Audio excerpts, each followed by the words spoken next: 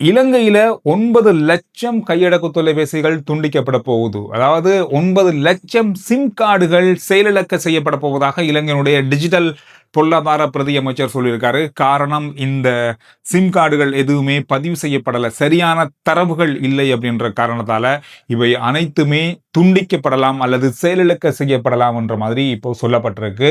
உங்களுக்கு தெரியும், ஒரு கிழமைக்கு முதல்ல இந்த மாதிரி ஒரு அறிவித்தல் வந்தது. பதிவு செய்யப்படாமல் இருக்கிற சிம் அட்டைகள் உங்களுடைய பேர்ல பதிவு செய்யப்பட வேண்டும். அது உங்களோட பேர்ல இருக்குதா அப்படின்றதை நீங்க அந்தந்த நிறுவனங்களோட தொடர்பு கொண்டு பரிசோதனை செய்து கொள்ளலாம். நிறைய பேர் யார் யாருடைய பேர்ல எல்லாம் சிம் கார்டு வச்சிருக்கீங்களோ உங்களுக்கே தெரியாம நிறைய பேர் பாவிச்சு கொண்டிருக்கீங்க. நம்மளுடைய பேர்ல ஐடென்டி கார்டு நம்பர்ல இருக்கிற சிம் கார்டுகளை யார் யார் பாவிச்சு கொண்டிருக்காங்களோ அது தெரியாது. எனவே இந்த மாதிரியான விஷயங்களை தவிர்க்கிறதுக்கு, இதெல்லாம் உறுதிப்படுத்துறதுக்காக இந்த தகவலை, இந்த விஷயத்தை செய்ய சொல்லி போன கிழமைக்கு முதலே சொல்லியிருந்தாங்க. இப்ப இது கொஞ்சம் கொஞ்சமாக இப்பொழுது கணக்கெடுக்கப்பட்டிருக்கிறது.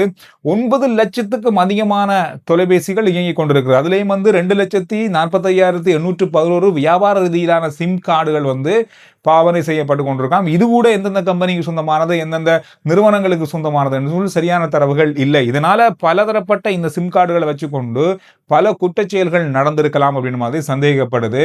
இதனால யாரு எதெல்லாம் பாவிக்கிறாங்கன்றத அடையாளம் காண முடியாம இருக்கு. போலீசாருக்கு சரியான துல்லியமான தரவுகள் இல்லாதால குற்றவாளிகளை கண்டுபிடிக்கிறது மிகப்பெரிய சிரமமான நிலையாக இருக்கிறதால இந்த சிம் கார்டுகளை பதிவு செய்யணும் அப்படின்றத அறிவுறுத்தல் செய்திருக்காங்க. எனவே இது எல்லாம் பதிவு செய்யப்படாமல் போனால் 9 லட்சம் பேருடைய தொலைபேசிகள் இல்லாமல், அதாவது அந்த இலக்கங்களே இல்லாமல் போகும். தயவு செய்து இந்த விடயத்தில் கவனம் எடுங்க. இது ஒரு மிக முக்கியமான விடயமாக இருக்க போது. கட் ஆகிட்டு துண்டிக்கப்பட்டுட்டு நம்பரே காணலை அப்படின்னு சொல்லி திரும்ப போய் கேட்கும்போது அது திரும்ப கிடைக்குமா அப்படின்றதெல்லாம் சந்தேகம். உங்களுக்கே தெரியும், இது ஒரு பெரிய ஒரு சவாலுக்கான விஷயமாக மாறப்போகுது. வரும் நாட்களில் அல்லது இந்த வருஷத்துக்குள்ளேயே இன்னும் ஒரு புதிய ஒரு நடைமுறை வரப்போகிறது. இப்போ நீங்கள் ஒரு நிறுவனத்தினுடைய கையடக்க தொலைபேசி சேவையை நீங்கள் பெற்றுக்கொண்டிருக்கீங்கன்னா உங்களுக்கு அது பிடிக்கல அப்படின்னு சொன்னால் நாம் வேறொரு நிறுவனத்துக்கு சிம்மை வாங்கி மாற்றுவோம். ஆனால் இப்போ நாங்கள் அந்த நிறுவனத்தின் இப்போ பாவிச்சு கொண்டிருக்கிற இலக்கத்தையே அந்த தொலைபேசி நிறுவனத்திடம் மாற்றிக்கொள்ளலாம். நெட்வொர்க்கை மட்டும் மாற்றிக்கொள்ளலாம், நம்பர் மாறாது. மாத்தறை கந்தார பகுதியில் இன்று மதிய வேளையில் ஒரு துப்பாக்கி சூடு சம்பவம் இடம்பெற்றது. ஒரு சூப்பர் மார்க்கெட்டுக்கு முன்னால மீன் வியாபாரி ஒருவர் தான் துப்பாக்கி சூட்டுக்கு இலக்காகி இருந்தார். இலக்கானதோடு மாத்தறை வைத்தியசாலையில் அவர் அனுமதிக்கப்பட்டதோடு உயிரிழந்ததாக சொல்லப்பட்டிருக்கிறது. மோட்டார் சைக்கிளில் வந்த 2 பேர் தான் அந்த துப்பாக்கி சூடை நடத்தியிருக்காங்க. இதுவரையில் என்ன முழுமையான விவரம் அப்படின்ற தொடர்பாக அறிவிக்கப்படல. இலங்கையில் இருக்கிற அதிவேக நெடுஞ்சாலைகளில் இப்போ வரைக்கும், அதாவது இந்த சீட் பெல்ட்டை போட்டு தான் போகணும் நாம. இப்போ அது முதல் சாரதிகள் மட்டும்தான் இருந்தது. அதுக்கு பிறகு இப்போ பேருந்துகளில் போகிறவங்க, பயணிகள், வாகனத்தில் போகிறவங்க எல்லாருமே அதிவேக நெடுஞ்சாலையில் பயணிக்கிற அத்தனை பயணிகளும் சீட் பெல்ட் அணியணுன்றது கட்டாயம். இந்த சட்டம் அமுல்படுத்தப்பட்டு 1 மாத காலம் தான். இந்த 1 மாத காலத்துக்குள்ளேயே இப்ப வரைக்கும் 9,000 பேருக்கு தண்டப்பணம் அறவிடப்பட்டிருக்கிறது. எனவே இந்த சட்டத்தை மீறினார்கள் என்ற குற்றச்சாட்டின் அடிப்படையில் பேருந்து நடத்துனர்கள், பயணிகள், அதோடு தனியார் வாகன போக்குவரத்தாளர்கள் இவங்க எல்லாருமே சேர்த்து 9,000 பேருக்கான தண்டப்பணம் அறவிடப்பட்டிருக்குன்னா பாருங்க. யாருமே சட்டத்தை மதிச்சு அல்லது இப்படி ஒரு நிலைமை கொண்டு வரப்பட்டிருக்கு, இப்படி ஒரு புதிய நடைமுறை கொண்டு வரப்பட்டிருக்கு அப்படின்னு சொல்லி அதை சரியான முறையில் பின்பற்றாமல் பரவாயில்ல போனா போகுது அப்படின்ற அளவில் தான் நம்ம மக்கள் இருக்காங்க. எதையும் கொண்டு வர்றது நம்ம மக்களுக்கு அவ்வளோ பெருசாக உடன்பாடு இல்லை. அப்படியே தான் இருக்க போகிறோமா அப்படின்ற மாதிரி தான் இருக்குது. இந்த விஷயத்தை கேட்கும்போது கடந்த நாட்கள் போன கிழமை உங்களுக்கு தெரியும், ஹைவேக்குள்ளே நுழையும் போது பேருந்தில் வந்தவர்கள் சீட் பெல்ட் போட மாட்டோம் அப்படின்னு சொல்லி போலீசாரோட சண்டை பிடிச்சாங்க. ஜனாதிபதியினுடைய பெயரை வைத்து கொண்டு கெட்ட வார்த்தைகளாக திட்டியிருந்தாங்க. அவர்கள் 5 பேரும் கைது செய்யப்பட்டு அவர்களுக்கு விளக்கமறியலும் வைக்கப்பட்டிருக்கு. சீட் பெல்ட் போடுறவங்க போட்டுக்கொண்டு போனால் இந்த பிரச்சனை இருக்காது தானே அப்படின்ற மாதிரி தான் இப்போ பேசப்படுது.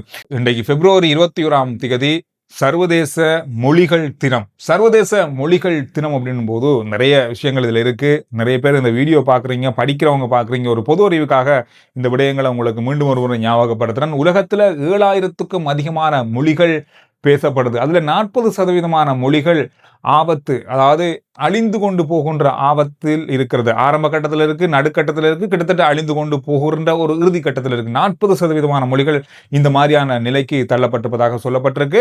10,000க்கும் குறைவானவர்கள் பேசுகின்ற மொழியும் அதிகமாக இருக்கிறது இதற்குள்ள 7,000 மொழிகளுக்குள்ள.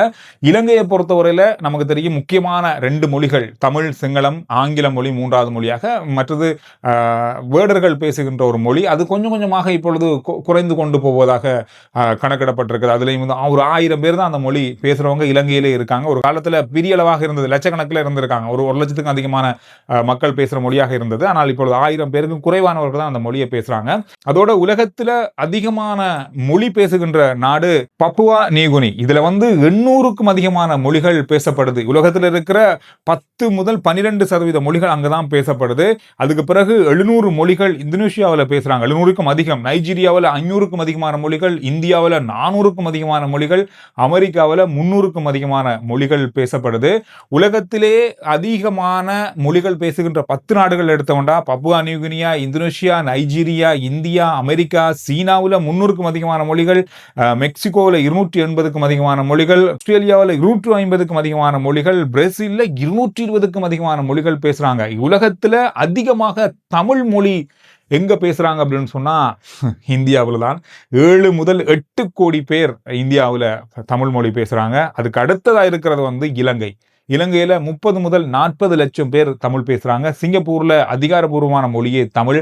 மலேசியாவில் ஒரு பெரிய சமூகமே தமிழ் மொழி பேசுற சமூகம் இருக்கு. கனடாவில் இருக்காங்க. அதோட இங்கிலாந்து, ஆஸ்திரேலியா, தென்னாப்பிரிக்காவில் இருக்காங்க. அதோட பிரேசில் ஆகிய பல நாடுகள்ல தமிழ் மொழி பேசுறாங்க. உலகத்துல கிட்டத்தட்ட நாம் எடுத்துக்கொண்டு சொன்னா 9 முதல் கிட்டத்தட்ட 10 கோடி பேர் தமிழ் பேசுறாங்க.